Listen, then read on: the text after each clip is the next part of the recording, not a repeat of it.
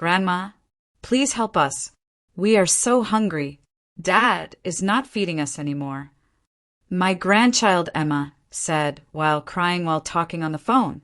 The phone rang at 11:47 p.m. on a Tuesday night. I stared at the screen. Unknown number. My heart already knew before my mind caught up. I pressed answer with trembling fingers. Emma's voice came through broken and small. She said about how hungry she and her brother Tyler were. The world stopped spinning. My granddaughter. My 6-year-old granddaughter, who I hadn't been allowed to see in 8 months. Calling me in the middle of the night. Hungry. "Where's your daddy, sweetheart?" I kept my voice steady even as my chest cracked open. "He won't wake up." Emma's whisper cut through me like glass.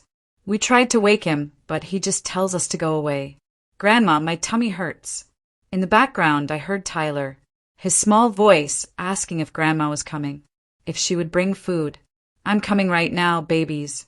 Grandma's coming." But even as I said it, I knew what I had to do. What I'd been avoiding for months, because he was my son, because I'd raised him, because calling the police on your own child feels like admitting you failed as a mother. My hands shook as I dialed 911. Before I continue with what happened that night, I need you to do something. If this story is touching your heart, subscribe to the channel and tell us in the comments where you're watching from. Don't forget to ring the notification bell, because every day I'm bringing you stories of women who turn their deepest pain into a new good way of living their lives. Because what I'm about to tell you about choosing between protecting my son and saving my grandchildren, it changed everything I thought I knew about love. And that 911 call, it was just the beginning. To understand how I ended up reporting my own son to the police, you need to know how we got here. David was 5 years old when his father walked out. I still remember that morning. His father packed a single suitcase, kissed David on the forehead, and told him to be good for Mommy. Then he drove away and never came back. No forwarding address, no child support, no birthday cards. Just gone. David cried for weeks. He'd wait by the window every evening, convinced his daddy was coming home. Eventually, he stopped waiting, but something in his eyes changed. A hardness crept in where there used to be light. I became everything. Mother and father, provider and protector. I worked double shifts at the elementary school cafeteria, my hands raw from washing dishes and preparing meals for hundreds of children while barely having time to cook for my own. I'd come home exhausted, my feet aching, but I'd still help David with his homework, still read him stories, still tuck him in and promise him that we were going to be okay. We lived in a tiny apartment on the east side of town. The heating barely worked in winter. The pipes groaned, but I kept it clean, kept it full of love, kept photos on every surface to remind David that he was wanted, that he mattered. I sacrificed everything. New clothes for me? Never. Dinner out? Maybe once a year for his birthday. I wore the same winter coat for 12 years, patched holes in my own shoes while making sure David had new sneakers every time his feet grew. He was my whole world. David grew into a handsome young man, charming, ambitious. He got a job at Morrison's car dealership right out of high school and worked his way up to senior sales associate. He started wearing expensive suits, driving nice cars.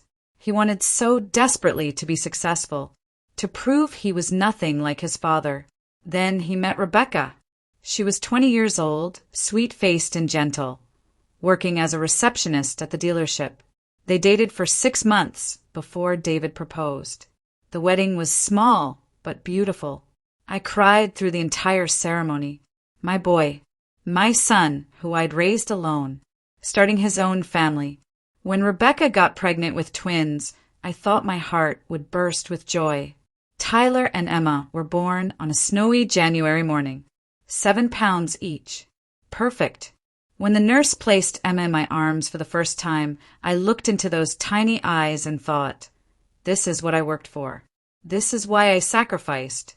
To see my son become a father, to hold my grandchildren. For the first 5 years, life was beautiful. I babysat the twins 3 times a week. I'd pick them up from daycare, bring them to my apartment, make them grilled cheese sandwiches cut into triangles the way they liked. We'd color together, read books. I taught Emma how to braid hair using her dolls. Tyler and I built block towers that reached the ceiling. They called me Grandma. They loved me. They were mine. But I started noticing things. David would snap at Rebecca over small things. The house wasn't clean enough. Dinner wasn't ready on time. She spent too much money at the grocery store. His voice would get sharp. His jaw would clench. Rebecca would go quiet, her eyes filling with tears she wouldn't let fall. I asked her once if everything was okay. We were folding laundry in her living room while David was at work. The twins were napping. She looked at me for a long moment, her hands stilled on a tiny shirt. Then she smiled that sad smile and said everything was fine. Just tired. I should have pushed harder. I started noticing the bottles. David would have a beer with dinner. Then 2. Then 3. He'd open the liquor cabinet more frequently. Pour whiskey into his coffee on Sunday mornings. His eyes would get glassy and distant. Rebecca tried to talk to him about it. I heard them arguing one night when I came to drop off a casserole. David's voice was loud and defensive. She was enabling him to fail, he said. She didn't understand the pressure he was under at work. She didn't appreciate how hard he worked to give her a nice house and nice things. The arguments got worse. Then, 8 months ago, Rebecca left. She called me, crying from her mother's house 2 states away. She told me she couldn't do it anymore. David's drinking had gotten out of control. He'd started coming home later and later. Sometimes he wouldn't come home at all. She'd found receipts from bars, credit card statements showing thousands of dollars spent on alcohol. The final straw came when she found him passed out on the couch at 3 in the afternoon on a Saturday while the twins played alone in the backyard. They were 5 years old. The gate had been left open. Emma had wandered toward the street. A neighbor brought her back. Rebecca packed bags that night. She took the children to her mother's for 2 weeks. She told David she wanted him to get help, to go to rehab, to choose his family over alcohol. David refused. He said she was overreacting, that she was trying to control him just like everyone else in his life always had. So Rebecca filed for divorce and left the twins with him because she thought he'd never hurt them. Because despite everything, he was still their father. The custody agreement gave David primary custody. Rebecca got them every other weekend and holidays. But she was so broken, so traumatized by the marriage, that she moved back to her mother's house in Michigan and could barely afford the gas money to come get them. I tried to help. I offered to pick up the twins and drive them to Rebecca. I offered to take them more often to give David space to work on himself. That's when everything fell apart. David came to my apartment one evening, his face twisted with rage. He accused me of siding with Rebecca, of trying to steal his children, of never believing in him. He said I'd been waiting his whole life for him to fail, just like his father. I tried to reason with him, tried to tell him I only wanted to help, that I loved him, that I loved those babies. He told me I wasn't welcome around his children anymore, that I was a toxic influence, that I'd turned his wife against him and now I was trying to turn his kids against him too. Then he left. I called. I texted. I showed up at his house and knocked on the door while I could hear the twins playing inside. David wouldn't answer. He'd peek through the curtains and then walk away. I left messages. I'm sorry if I hurt you. I love you. Please let me see Tyler and Emma. They need their grandmother. You need help, sweetheart. Please. Nothing. I sent letters. I dropped off presents on the porch for the twins' 6th birthday. I didn't even know if they received them. I contacted Rebecca, begging her to intervene.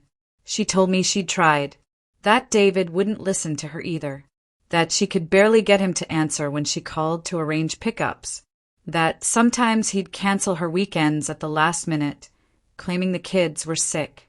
She was fighting her own battle, trying to rebuild her life while drowning in guilt over leaving her children with him.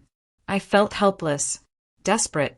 I'd raised that boy alone, sacrificed everything, and now he'd cut me out completely while spiraling into the same darkness that had swallowed his father. For 8 months, I lived in agony.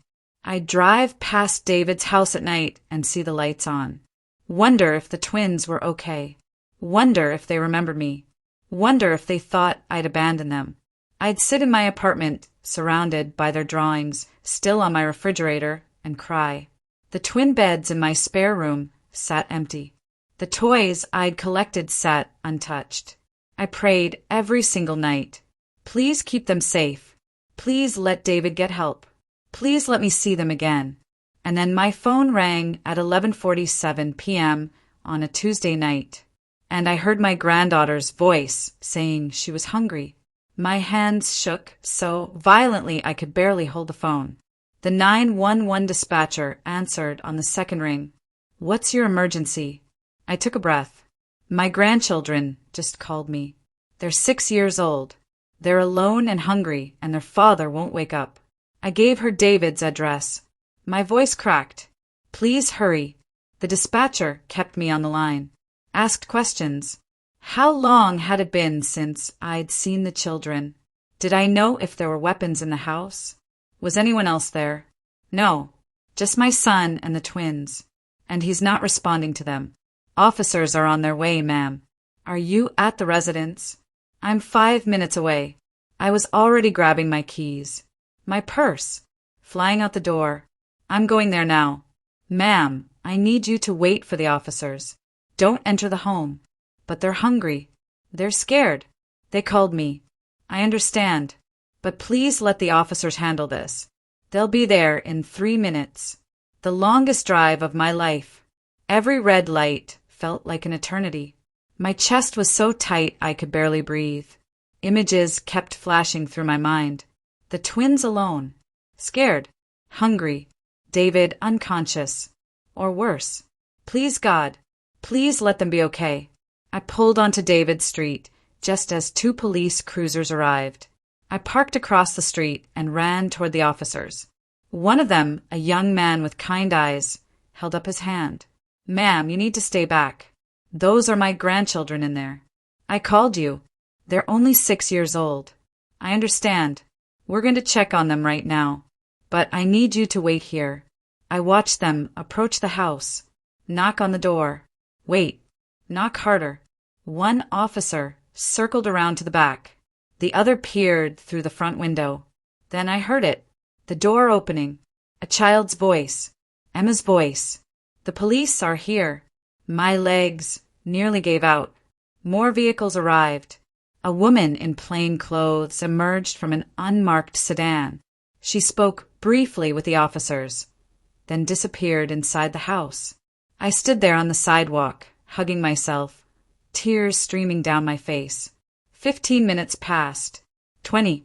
Each second was agony. Then the woman came out. She walked straight to me. "Detective Maria Gonzalez. Child Protective Services was contacted. I need to ask you some questions. Are they okay?" My voice broke. "Please tell me they're okay. The children are safe. They're frightened and hungry, but physically unharmed." She studied my face. "When was the last time you saw your grandchildren?" 8 months ago. My son cut off contact. I tried everything to see them, but he wouldn't allow it. "And tonight they called you?" I pulled out my phone, showed her the call log. Unknown number. I pressed play on my voicemail. Emma's voice filled the air. "Grandma, Grandma, we're so hungry. Please." Detective Gonzalez's jaw tightened. She looked back at the house, then at me.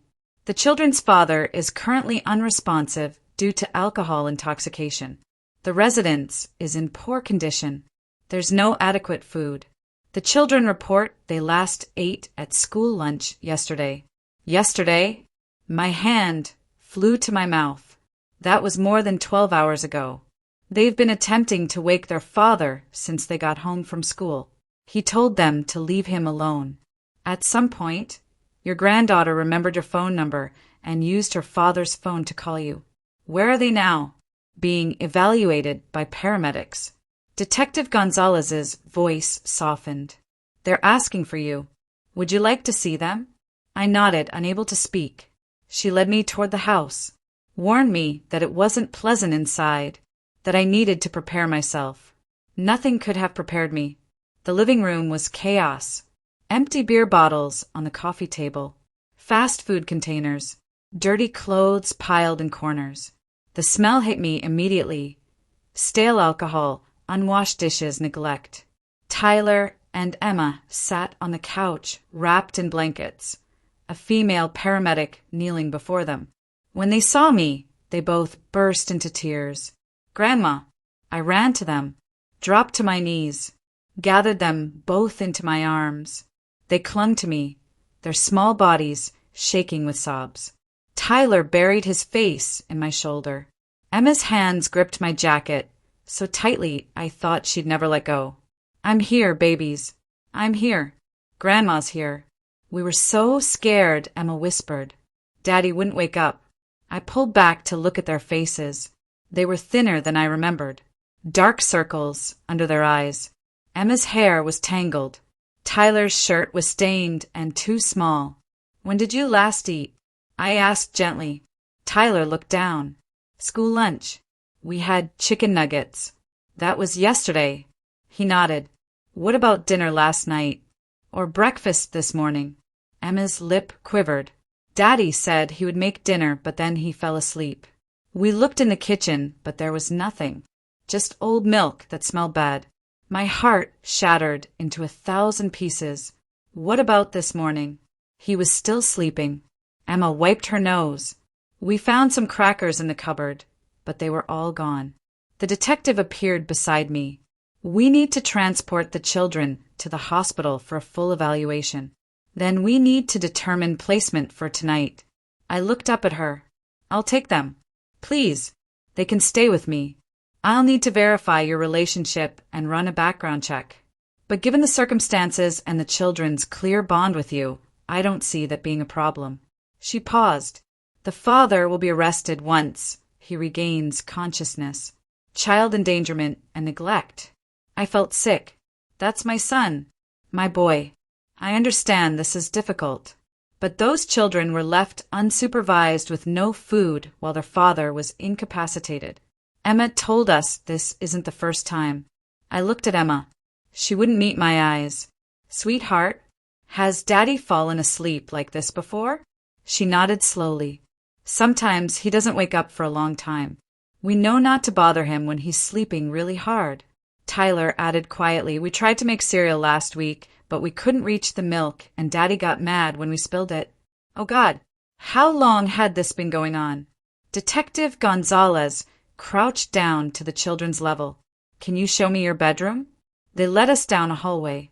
The bathroom we passed was filthy. Mildew in the shower. Overflowing trash can. The children's bedroom door was covered in crayon drawings.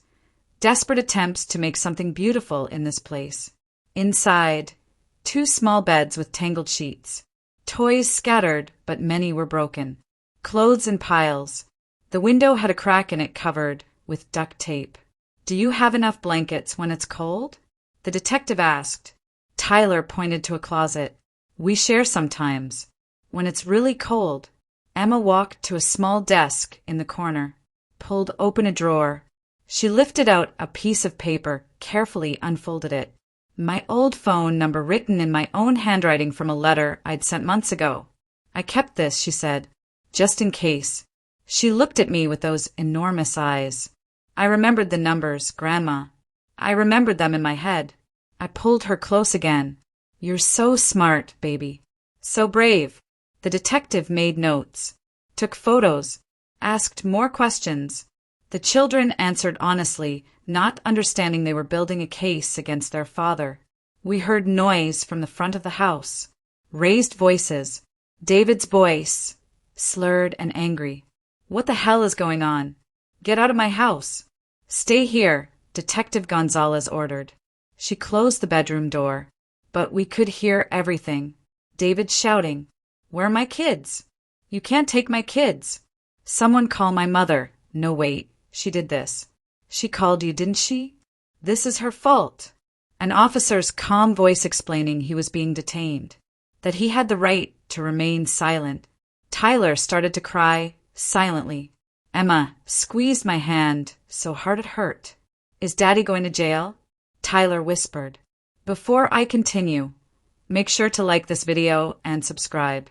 With your support, we can keep bringing more stories from powerful women that touch the heart of all of us. I held those children close and lied for the first time in their presence. Everything's going to be okay. Grandma promises. But I didn't know if it was a lie or the truth. All I knew was that I'd just had my son arrested, that those babies had been suffering for months, while I stood outside, locked doors, begging to be let in. That David had become exactly what I'd spent his whole childhood trying to prevent, a man who abandoned his children, just like his father before him. The hospital released Tyler and Emma at 2 a.m. They were dehydrated, malnourished. The doctor used those words carefully while looking at me with a mixture of pity and concern. Not critical, but concerning for children who should be thriving. He recommended follow-up appointments, nutritional monitoring, possible counseling. I signed every paper they put in front of me. Detective Gonzalez completed her background check while we waited. Clean record, stable housing, steady employment for 23 years at Lincoln Elementary. Character references from my supervisor and the school principal. The twins' pediatric records showing I'd been listed as emergency contact until 8 months ago when David removed my name. Temporary emergency custody was granted at 3 a.m. I drove the twins to my apartment in silence. They were exhausted, holding hands in the back seat. When I glanced in the rearview mirror, both had fallen asleep, their heads tilted together. My babies, finally coming home. I carried Emma inside first. She barely stirred. Then Tyler, who was heavier but still so light. Too late. I tucked them into the twin beds in my spare room, the beds I'd kept ready for 8 months, and watched them sleep for a long time. Their breathing was steady. Safe. Here. I didn't sleep that night. I sat in my kitchen, drinking coffee, and staring at their drawings on my refrigerator, wondering how I'd missed the signs, wondering if I could have done something sooner, wondering what David was thinking in that holding cell, wondering if he hated me. The next morning I made pancakes. The twins woke up confused, looking around the room like they'd forgotten where they were. Then Emma saw me in the doorway and smiled. Grandma, we're really here. You're really here, baby. Breakfast was quiet. They ate slowly at first, like they weren't sure the food would keep coming. I kept refilling their plates. Tyler ate 4 pancakes. Emma ate 3 and asked shyly if there were more strawberries. There will always be more, sweetheart. Always. After breakfast, I ran them a bath. Washed their hair with gentle hands. Emma's tangles took 20 minutes to comb out. She didn't complain once. Tyler's skin was so dry I covered him in lotion afterward. We spent the day doing nothing. Coloring, reading books, watching cartoons. They stayed close to me, as if afraid I might disappear. At 4 p.m, there was a knock on my door. My stomach dropped. I checked the peephole. David. He'd been released on bail. His eyes were bloodshot, his clothes wrinkled. He looked like he'd aged 10 years overnight. Stay in your room, I told the twins gently. Grandma needs to talk to someone. Is it Daddy? Emma's voice was small. Yes, but everything's okay. Just stay there for a few minutes. I opened the door but didn't invite him in. Stood in the doorway like a wall between him and those children. David's face was a storm of emotions. Anger, shame, desperation. You had me arrested. His voice shook. Your own son. You passed out drunk while your children went hungry. I had a rough day at work. I took some medication and it made me drowsy. His words tumbled out rehearsed. It was a misunderstanding. Medication. I kept my voice level. The police report says you blew a .18 blood alcohol content. That's more than twice the legal limit. They're lying. He ran his hand through his hair. Where are Tyler and Emma? I need to see them. They're safe. They're my children. You can't keep them from me. A judge gave me emergency custody. You'll get a notice about the hearing. His face flushed red. You planned this. You've been waiting for a chance to take them away from me. Just like Rebecca. Just like everyone. You all want to see me fail. Something in me snapped. I stepped forward and he actually stepped back. You listened to me. I raised you alone from the time you were 5 years old. I worked myself to the bone to give you everything. I sacrificed every single thing I wanted so you could have what you needed. And I never asked for thanks. Never asked for anything except to be part of your life. To be a grandmother to those babies. He tried to speak, but I wasn't finished. You cut me off. Told me I was toxic. Wouldn't let me see them. And while you were punishing me, your children were suffering. Emma called me last night because she was hungry. Do you understand that? Your 6-year-old daughter had to dig through drawers to find my phone number because she was so hungry and scared that she had no one else to call. It's not that simple. His voice cracked. You don't understand what it's been like. Rebecca left. She took everything. The house is a mess and work is hell and I'm drowning and nobody cares. Nobody helps. So you drank. I felt tears burning my eyes, but I wouldn't let them fall. You drank instead of feeding your children. You drank instead of getting help. You drank until you passed out and left 2 6-year-olds alone and terrified. I made mistakes. He was crying now. But they're my kids. You can't do this. I already did. And I'd do it again. Because those children deserve better than what you've been giving them. I'm their father. Then act like it. My voice rose and I heard shuffling behind me. The twins had crept out of their room. They stood in the hallway watching. Emma had her thumb in her mouth, something she hadn't done in years. Tyler held her other hand. David saw them and his face crumbled. Buddy. Princess. Daddy's here. I'm sorry. I'm so sorry. Emma pressed against the wall. Tyler pulled her behind him. My son took a step forward. I blocked him. Don't. They're scared enough. They're scared because you turned them against me. His grief was twisting back into anger. You've been filling their heads with. I've been feeding them, bathing them, holding them while they cry. That's all. They're scared because they've been living in fear for months and you were too drunk to notice. The fight went out of him. He sagged against the doorframe. What am I supposed to do? His voice was barely a whisper. Get help. Real help. Admit you have a problem. Go to rehab. Do the work. I can't afford rehab. I'll lose my job.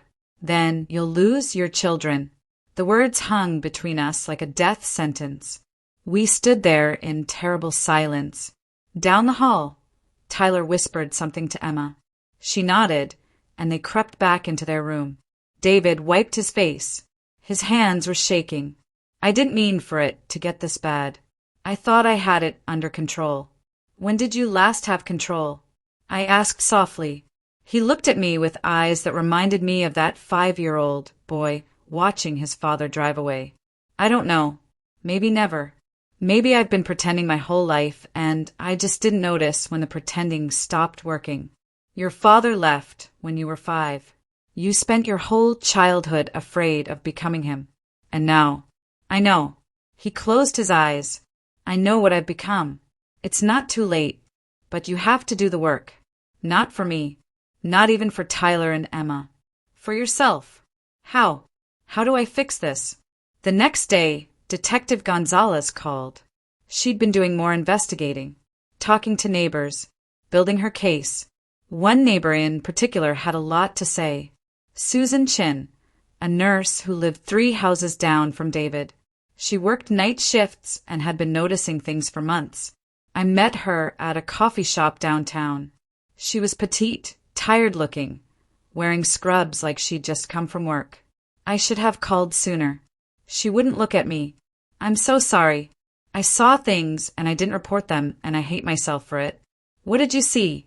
She pulled out her phone. showed me photos dated over the past 6 months. Tyler and Emma playing in the front yard at 9 p.m. in the dark. David's car gone. The children trying to unlock the front door, clearly locked out. This was in March. She swiped to the next photo. They were outside for over an hour. I almost went over, but then I saw the lights come on inside. Someone must have come home. Another photo. The twins sitting on the porch steps at 7 in the morning, still in their pajamas. David's car in the driveway. He wouldn't answer the door. I watched Emma knock for 10 minutes before he finally let them in. They were late for school that day. I know because my daughter is in their class. More photos. The overflowing trash. The overgrown lawn. The recycling bin filled with empty bottles. Why didn't you report it? I tried to keep the accusation out of my voice. Susan's eyes filled with tears. I was afraid. My ex-husband used to threaten me when I tried to leave. Said he'd report me to CPS for being a bad mother because I worked night shifts. It was a lie, but it terrified me. So when I saw David's situation, I froze. I thought if I reported him and I was wrong, what if someone did the same to me? What if they took my daughter? She covered her face with her hands. But I was a coward. Those kids needed help, and I looked the other way. I'm a nurse. I'm supposed to protect children. And I failed. I reached across the table, took her hand. You're helping now. Your testimony could make all the difference. I'll testify. I'll do whatever you need. She looked at me finally. Those kids are lucky to have you. But I didn't feel lucky. I felt like I was standing in the ruins of my family, trying to figure out which pieces could still be saved. 2 weeks later, the custody hearing. David showed up with a public defender. He'd started a court-mandated outpatient program, attending AA meetings, had letters from his employer and his sponsor, but he'd also failed 2 random drug tests, missed 3 meetings, got written up at work for showing up late, smelling like alcohol. The judge reviewed Detective Gonzalez's report, Susan Chen's testimony, the hospital records, photos of David's house, the children's statements. Then she looked at David. Mr. Morrison, I want to believe you're trying, but the evidence suggests you're not ready to provide a safe environment for your children. She turned to me. Mrs. Morrison, I'm granting you temporary custody for a period of 6 months. During that time, Mr. Morrison will be allowed supervised visits twice weekly, contingent on sobriety tests. He will complete a residential treatment program. He will maintain steady employment. He will participate in parenting classes. She looked back at David. At the end of 6 months, we'll reconvene. If you've completed all requirements and can demonstrate lasting sobriety and stability, we'll discuss a transition plan. If not, we'll proceed with a permanent custody arrangement. The gavel came down. David's face was pale. His lawyer whispered something to him. He nodded numbly. As people filed out, David approached me. Can I see them? Just for a minute? The first supervised visit was scheduled for Thursday. A social worker would be present. He nodded. Then, quietly, thank you for not giving up on them. I'm not giving up on you either. But you have to save yourself. I can't do it for you. I know. He looked broken. Lost. I'm going to try. Really try this time. I wanted to believe him. Wanted to see my little boy who used to hold my hand crossing the street, who used to bring me dandelions and call them flowers, who used to say he loved me without any conditions. But I'd learned the hardest lesson. Wanting someone to change isn't enough. They have to want it for themselves. And sometimes love means watching them fall, hoping they'll finally hit bottom hard enough to start climbing back up. 3 months have passed since that night. Tyler and Emma live with me now. We've fallen into a routine that feels both foreign and deeply right. I wake them up at 7. Make breakfast, usually eggs and toast, sometimes oatmeal with honey. Tyler likes his eggs scrambled. Emma wants hers over easy. I pack their lunches, walk them to the bus stop, wave until the bus disappears around the corner. After work, we do homework at the kitchen table. I help Tyler with his reading. Emma is learning multiplication and gets frustrated when she can't remember the answers. I remind her that I didn't learn my times tables until I was 8, that everyone learns at their own pace. We have dinner together every night. Real dinner, pot roast, spaghetti, chicken and rice. Food that fills their bellies and puts color back in their cheeks. They've gained weight. The hollows under their eyes have filled in. Emma's hair shines again. Tyler laughs more. But there are still hard moments. Emma has nightmares. She wakes up crying, convinced she's back in that house with the empty refrigerator and Daddy who won't wake up. I hold her until the shaking stops. Remind her she's safe, that she'll always have enough to eat here. Tyler has started seeing a counselor. He doesn't talk much about his sessions, but last week he told me he drew a picture of our family. He included David, but drew him very small off to the side. Do you think Daddy will get better? He asked me. I hope so, buddy. I really do. David has completed 60 days in a residential treatment facility. It wasn't easy. He called me twice from there, once angry and defensive, insisting he didn't belong there with real addicts. The second time, 3 weeks later, his voice was different. Quieter. Broken open. I'm an alcoholic, Mom. He said it like he was testing the words. Like saying them out loud might make them less true. But they just confirmed it. I'm an alcoholic and I almost killed my kids. You didn't kill them. They're safe. Because of you. Because you did what I was too weak to do. You're doing it now. That's what matters. The supervised visits are hard for everyone.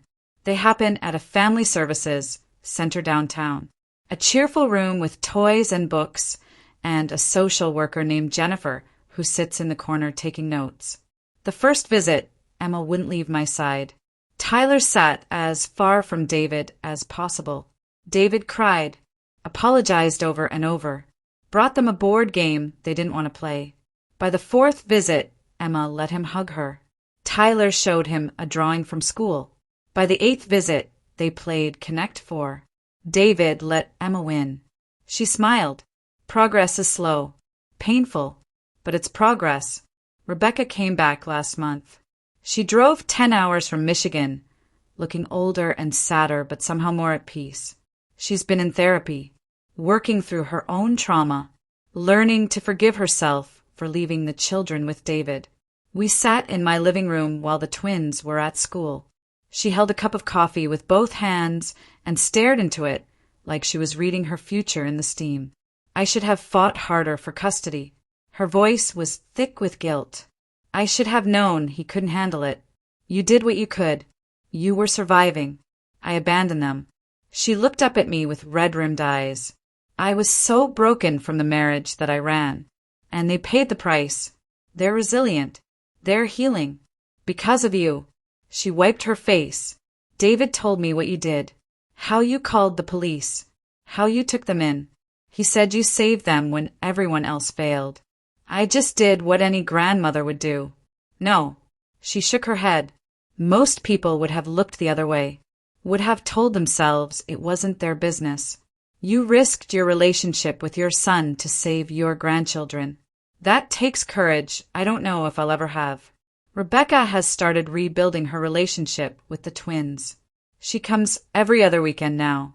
Takes them to the park, the library, brings them back fed and happy. She and David are working through mediation, learning to co-parent. It's awkward and painful, but they're both trying. Last week, David completed his residential program. He's in a sober living house now, working full-time, attending meetings twice a day. His 90-day chip sits on his dresser. He asked if he could take the twins to the park for an unsupervised visit. The judge said no, not yet.